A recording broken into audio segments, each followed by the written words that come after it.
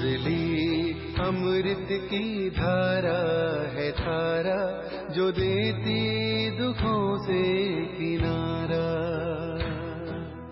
मुरली अमृत की धारा है धारा, जो देती दुखों से किनारा। भूले जीवन में हो जाए शिव बाबा मुरली में समझाए। भूले जीवन में हो जाए शिव बाबा। ओम शांति। आज की तारीख है 12/1/2024 के बाबा के साकार महावाक्य। मीठे बच्चे, अपने को आत्मा समझ आत्मा भाई से बात करो, ऐसी दृष्टि पक्की करो तो भूत प्रवेश नहीं करेंगे। जब कोई में भूत देखो तो उससे किनारा कर लो। बाबा ने प्रश्न पूछा, बाप का बनने के बाद भी आस्तिक और नास्तिक बच्चे हैं, वह कैसे?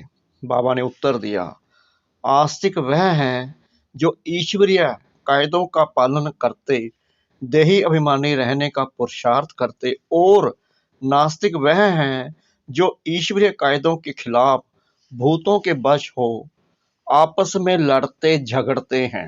नंबर 2, आस्तिक बच्चे देह सहित देह के सब संबंधों से बुद्धि योग तोड़ अपने को भाई भाई समझते हैं। नास्तिक देह अभिमान में रहते हैं। ओम शांति। पहले पहले बाप बच्चों को समझाते हैं कि हे बच्चे, बुद्धि में सदा यह याद रखो कि शिव बाबा हमारा सुप्रीम बाप भी है, सुप्रीम शिक्षक भी है, सुप्रीम सतगुरु भी है। यह पहले पहले बुद्धि में जरूर आना चाहिए। हर एक अपने को जान सकते हैं कि हमारी बुद्धि में आया व नहीं, यानी अपने आप को चेक करना है कि हमारी बुद्धि में बाबा की याद चल रही है कि नहीं। अगर बुद्धि में याद आता तो आस्तिक हैं, नहीं आता है तो नास्तिक हैं। स्टूडेंट की बुद्धि में फट से आना चाहिए कि टीचर आया है, घर में रहते हैं, तो वह भूल जाता है। उस रुहाब से बहुत कोई मुश्किल समझते हैं कि हमारा सुप्रीम बाबा आया हुआ है, वह टीचर भी है और वापिस ले जाने वाला सतगुरु भी है। याद आने से खुशी का पारा चढ़ेगा, नहीं तो अपने ही दुख दर्द दुनिया की छीछी बातों में भिन्न भिन्न ख्यालात में बैठे रहते हैं। दूसरी बात, बहुत करके बच्चों से पूछते हैं कि विनाश में बाकी कितना समय है, बोलो। यह पूछने की बात नहीं है। पहले तो यह हमको किसने समझाया है, उनको जानो। पहले बाप का परिचय दो। आदत पड़ी हुई होगी तो समझाएंगे, नहीं तो भूल जाएंगे। बाप कितना कहते हैं, अपने को आत्मा समझो, दूसरे को आत्मा की दृष्टि से देखो। यानी खुद भी आत्मा, सामने वाला जो खड़ा है वो भी आत्मा। बाबा ने बार बार आत्मा पर ही जोर दिया है कि अपने को आत्मा समझो, आत्मा समझो। आदत पड़ी हुई होगी तो समझाएंगे, नहीं तो भूल जाएंगे। बाप कितना कहते हैं, अपने को आत्मा समझो, दूसरे को आत्मा की दृष्टि से देखो, परंतु वह दृष्टि नहीं ठहरती। रुपये से एक आना भी मुश्किल बैठता, जैसे बुद्धि में ठहरता ही नहीं है। यह कोई बाप श्राप नहीं देते, यह तो बाप समझाते हैं कि ज्ञान बहुत ऊंचा है, राजाई स्थापन होती है, रंक से लेकर राम बनते हैं, राम थोड़े बनते हैं, बाकी रंक नंबरवार होते हैं। लास्ट नंबर वाले की बुद्धि में कभी कोई बात बैठ ना सके, तो पहले जब किसको भी समझाते हो तो शिव बाबा का जो 32 गुणों वाला चित्र बनाया है उस पर समझाना चाहिए। उसमें भी लिखा हुआ है सुप्रीम फादर, सुप्रीम टीचर सतगुरु है। पहले जब यह निश्चय होगा कि समझाने वाला सुप्रीम फादर है तो फिर संशय नहीं लाएंगे। बाप बिगर यह स्थापना कोई कर ना सके। तुम जब समझाते हो कि यह स्थापना हो रही है तो उन्हों की बुद्धि में यह जरूर आना चाहिए कि इन्हों को समझाने वाला कोई है। कोई मनुष्य मात्र तो ऐसे कह ना सके कि यह राज्य स्थापन हो रहा है तो पहले पहले बाप का निश्चय पक्का कराना है। हमको परमात्मा बाप पढ़ाते हैं, यह कोई मनुष्य मत नहीं है, यह ईश्वरीय मत है। नई दुनिया तो जरूर बाप द्वारा ही स्थापन होगी, पुरानी दुनिया का विनाश यह भी बाप का ही काम है। यह निश्चय जब तक नहीं होगा तो पूछते ही रहेंगे कि कैसे होता है। इसलिए पहले पहले तो श्रीमत की बात बुद्धि में बिठानी पड़े, तब आगे समझ सके। नहीं तो मनुष्य मत समझ लेते हैं। हर एक मनुष्य की मत अलग है, मनुष्यों की मत एक हो ना सके। इस समय तुमको मत देने वाला एक ही है, उनकी श्रीमत पर कायदे अनुसार चलना वह भी बड़ा मुश्किल है। बाप कहते हैं देही अभिमानी बनो, यानी कि अपने को आत्मा समझो, इस देह से नारा करो, ऐसा समझो कि हम भाई भाई से बात करते हैं, तो फिर लड़ना झगड़ना कभी हो ना सके। देह अभिमान में आया समझो नास्तिक, देही अभिमानी नहीं है तो वह नास्तिक। देही अभिमानी बने तो समझो आस्तिक है। देह अभिमान बहुत नुकसान कारक है, जरा भी लड़ते झगड़ते हैं तो समझो नास्तिक है। बाप को जानते ही नहीं, क्रोध का भूत है तो नास्तिक ठहरा। बाप के बच्चों में भूत कहां से आया, वह आस्तिक नहीं ठहरा। भले कितना भी कहे हमारा बाप में प्यार है, परंतु ईश्वरीय कायदे के खिलाफ बात करते तो उन्हें रावण संप्रदाय का समझना चाहिए। देह अभिमान में है, कोई में भूत देखो व दृष्टि खराब देखो तो हट जाना चाहिए। भूत के आगे खड़ा रहने से भूत की प्रवेशता हो जाएगी। भूत भूत में लड़ पड़ते हैं। भूत आए तो पूरा नास्तिक है। देवताएं तो सर्वगुण संपन्न होते हैं, वह गुण नहीं है तो नास्तिक है। नास्तिक वर्षा थोड़ी लेंगे, जरा भी खामी नहीं होनी चाहिए, नहीं तो बहुत सजा खाकर प्रजा में जाना पड़ेगा। भूत से दूर रहना चाहिए। भूत का सामना किया तो भूत आ जाएगा। भूत से कभी सामना नहीं किया जाता है, उनसे जास्ती बात भी नहीं करनी चाहिए। बाप कहते हैं यह है भूतों की दुनिया। भूत जब तक निकले नहीं है तो सजाएं भी खानी पड़ेगी, पद भी पा नहीं सकेंगे। लड़ाई तो एक ही है, कोई राव बन जाते हैं, कोई रंक बन जाते हैं। राव की दुनिया थी, अभी रंकों की दुनिया है। सब में भूत हैं, भूत निकालने का पूरा पुरुषार्थ करना चाहिए। बाबा मुरली में बहुत समझाते हैं, किस्म किस्म के स्वभाव होते हैं, बात मत पूछो।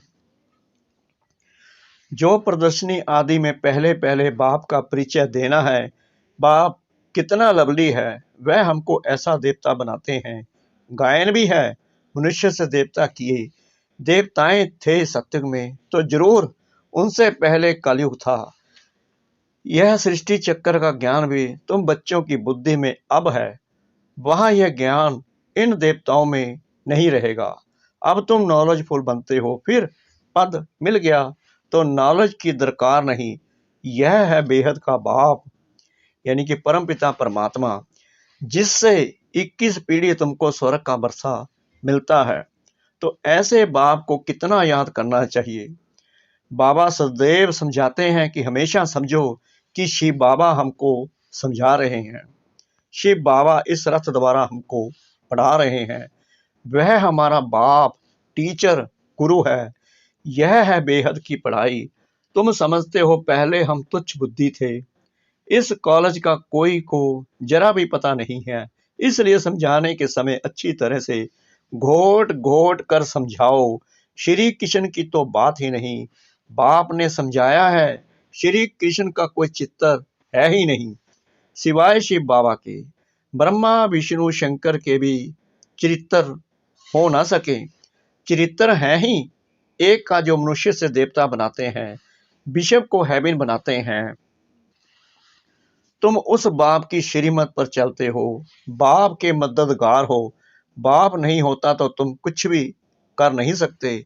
तुम अभी बर्थ नॉट ए पेनी से बर्थ पाउंड बन रहे हो। अब नंबर बार पुरुषार्थ सार तुम सब जान गए हो तो पहले पहले है बाप का परिचय। सतयुग में देवताओं की बेहद की बादशाही है, उनके राज्य में और कोई था नहीं। अभी तो कलयुग है, कितने ढेर धर्म हैं।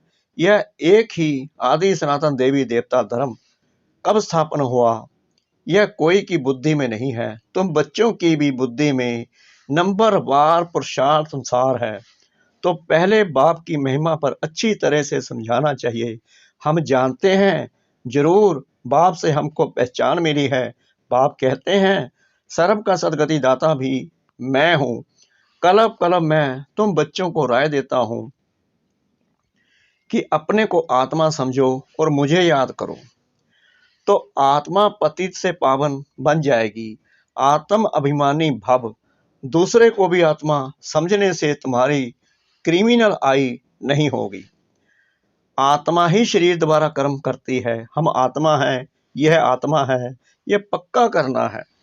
तुम जानते हो पहले पहले हम 100% पावन थे, फिर पतित बने। आत्मा ही बुलाती है कि बाबा आओ। आत्मा का अभिमान पक्का रहना चाहिए और संबंध सब भूल जाने चाहिए। हम आत्मा स्वीट होम में रहने वाली हैं, यानी कि अपने घर को याद करो। यहाँ पाठ बजाने आए हैं, यह भी तुम बच्चे ही समझते हो। तुम्हारे में भी नंबर वार है, जिनको याद रहती है भगवान पढ़ाते हैं। कितनी खुशी रहनी चाहिए, भगवान हमारा बाप भी है, टीचर भी है, सदगुरु भी है। तुम कहेंगे हम उनके सिवाय और कोई को याद नहीं करते। बाप कहते हैं देह सहित देह के सभी संबंध तोड़ माम एकम याद करो, यानी मुझ एक को याद करो। तुम सब ब्रदर्स हो, कोई मानते हैं कोई नहीं मानते हैं, तो समझो नास्तिक हैं। हम शिव बाबा के बच्चे हैं तो पावन होने चाहिए। बाप को बुलाते ही हैं, बाबा आकर हमको पावन विश्व का मालिक बनाओ। सतयुग में तो पावन होने की बात ही नहीं है।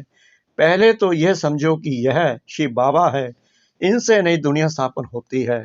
अगर पूछे कि विनाश कब होगा तो बोलो पहले अलग को समझो।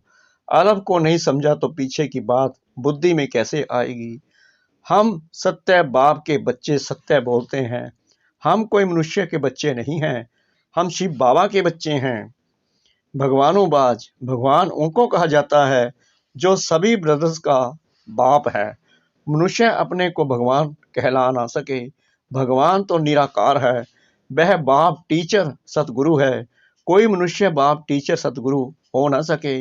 कोई भी मनुष्य किसकी सदगति कर नहीं सकते, भगवान हो ना सके। भगवान तो एक ही है ना, जो हम आत्माओं का पिता है वो एक ही है, उसके सिवाय कोई भी सदगति नहीं करा सकता। बाबा है पतित पावन, पतित बनाता है रावण। बाबा है पतित पावन, पतित बनाता है रावण। बाकी ये सब हैं भक्ति के गुरु। यह भी तुम समझते हो जो यहाँ आते हैं वह आस्तिक तो बनते हैं।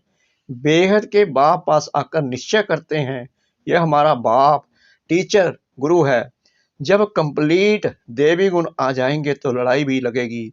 समय अनुसार तुम खुद समझेंगे कि अब कर्मातीत अवस्था को पहुंच रहे हैं। अभी कर्मातीत अवस्था हुई कहाँ है, अभी बहुत काम है। बाबा कह रहे हैं अभी कर्मातीत अवस्था कहाँ हुई है, अभी तो बहुत काम है। बहुतों को पैगाम देना है। बाप से बरसा लेने का तो सबको हक है। अब तो लड़ाई जोर से होगी, फिर ये हॉस्पिटल डॉक्टर आदि कुछ नहीं रहेंगे। बाप बच्चों को सम्मुख समझा रहे हैं कि तुम आत्माएं 84 जन्म शरीर धारण कर अपना पाठ बजाती हो। किसी के 70-80 जन्म भी होंगे। अभी जाना तो सबको है, विनाश होना ही है। अपवित्र आत्मा जा ना सके। पावन होने लिए बाप को जरूर याद करना है। मेहनत है, 21 जन्मों के लिए स्वर्गवासी बनना है। कोई कम बात है क्या? मनुष्य तो कह देते फलाना स्वर्गवासी हुआ, अरे स्वर्ग है कहाँ, कुछ भी समझते नहीं। तुम बच्चों को बड़ी खुशी रहनी चाहिए कि भगवान हमको पढ़ाते हैं, विश्व का मालिक बनाते हैं। खुशी एक होती है स्थायी, दूसरी होती है अल्पकाल की। पढ़ेंगे पढ़ाएंगे नहीं तो खुशी क्या होगी। आसुरी गुणों को भगाना है, बाप कितना समझाते हैं। कर्म भोग कितना है, जब तक कर्म भोग है तो यह निशानी है। अभी तक कर्मातीत अवस्था हुई नहीं है, अभी मेहनत करनी है, कोई भी माया के तूफान न आए। बच्चों को यह निश्चय है कि बाप ने हमको अनेक बार मनुष्य से देवता बनाया है। यह बुद्धि में आए तो भी अहो सौभाग्य। यह बेहद का बड़ा स्कूल है, वह होता है हद का छोटा। बाप को तो बहुत तरस पड़ता है, कैसे समझाऊं। कोई से तो अब तक भी भूत निकले नहीं हैं। दिल पर चढ़ने बदले गिर पड़ते हैं। कई बच्चियां तो तैयार हो रही हैं अनेकों का कल्याण करने के लिए। अच्छा मीठे मीठे सिखला दे बच्चों प्रति माता पिता बाप दादा का याद प्यार और गुड मॉर्निंग। रूहानी बाप की रूहानी बच्चों को नमस्ते। हम रूहानी बच्चों की रूहानी बाप दादा को श्रद्धा भरी प्रेम भरी नमस्ते। शुक्रिया बाबा, शुक्रिया बाबा, शुक्रिया बाबा इस मीठी मीठी मीठी मुरली के लिए। धारणा के लिए मुख्य सार नंबर 1, कोई भी बात ईश्वरीय कायदे के खिलाफ नहीं करनी है। किसी में भी अगर भूत की प्रवेशता है या दृष्टि खराब है तो उसके सामने से हट जाना है, उनसे जास्ती बात नहीं करनी है। नंबर 2, स्थायी खुशी में रहने के लिए पढ़ाई पर पूरा ध्यान देना है। आसुरी गुणों को निकाल देवी गुण धारण कर आस्तिक बनना है। मुरली का वरदान, निश्चय और नशे के आधार से हर परिस्थिति पर विजय प्राप्त करने वाले सिद्धि स्वरूप भव। योग द्वारा अब ऐसी सिद्धि प्राप्त करो जो अप्राप्ति भी प्राप्ति का अनुभव कराए।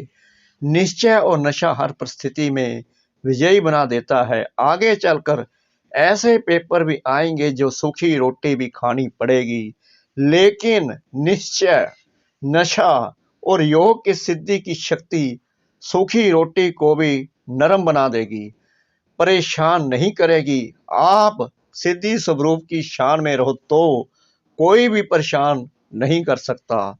कोई भी साधन है तो आराम से यूज करो, लेकिन समय पर धोखा ना दे यह चेक करो। स्लोगन, निमित्त बन अर्थात पाठ बजाओ तो सर्व के सहयोग की मदद मिलती रहेगी। निमित्त बन अर्थात पाठ बजाओ तो सर्व के सहयोग की मदद मिलती रहेगी। आप व्यक्ति साइलेंस द्वारा डबल लाइट फरिश्ता स्थिति का अनुभव करो। किसी भी कार्य में नवीनता की इन्वेंशन के लिए एकाग्रता की आवश्यकता होती है। चाहे लौकिक दुनिया की इन्वेंशन हो, चाहे आध्यात्मिक इन्वेंशन हो, एकाग्रता अर्थात एक ही संकल्प में टिक जाना, एक ही लगन में मगन हो जाना, अपनी शांत स्वरूप स्थिति में स्थित हो जाना। इससे बुद्धि का भटकना सहज ही छूट जाएगा। देह और देह की दुनिया सहज भूल जाएगी और डबल लाइट फरिश्ता स्थिति का अनुभव होने लगेगा। ओम शांति।